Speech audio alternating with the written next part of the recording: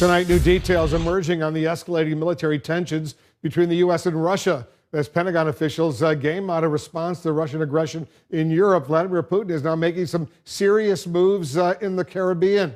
Our Brian Todd is all over the story for us. Give us the latest, Brian. Wolf, tonight, Putin is on America's doorstep with nuclear-capable bombers that can fly at twice the speed of sound. It's a bold move right out of the Cold War as the Russian president tries to establish a military foothold near American shores. A Russian bomber with an impressive wingspan touches down at America's doorstep. The Tu-160 has to deploy parachutes to slow down. Russian pilots, decked out in helmets and orange jumpsuits, climb out to a hero's welcome. Two of these bombers, nicknamed Blackjacks, are in Venezuela tonight. Vladimir Putin has deployed these warplanes along with two support aircraft to conduct exercises over the Caribbean with Venezuelan forces. A worrisome development for Washington, considering the capability of the Russian bombers, which can fly twice the speed of sound. This bomber was designed to do both high altitude and low altitude penetration of airspace with nuclear weapons, to deliver nuclear weapons on target. This aircraft was designed to be an offensive capable weapon to get into our airspace during the Cold War. The deployment comes on the heels of Putin's recent military aggressions against Ukraine on land and sea, and countermoves by U.S. forces.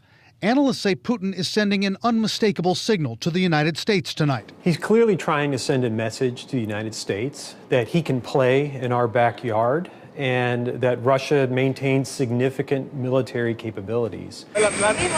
Another concern tonight is the Cold War-style alliance of two strongmen who are both antagonists of the U.S.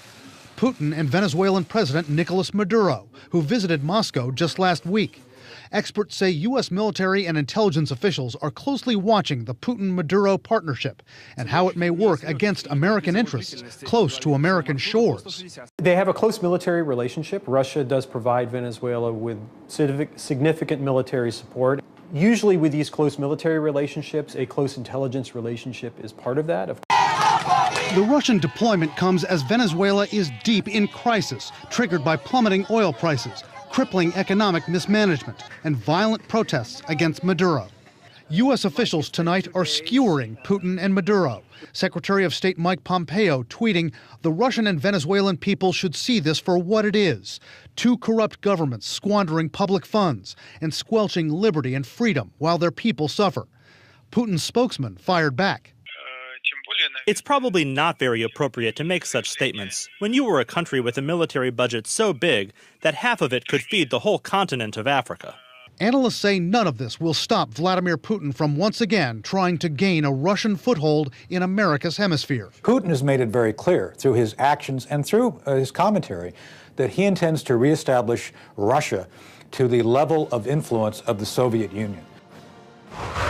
Now, just a short time ago, Venezuela's foreign minister leveled his own broadsides at the U.S., calling Mike Pompeo's tweet, quote, disrespectful and cynical. He pointed out that it was President Trump who publicly threatened military intervention against Venezuela.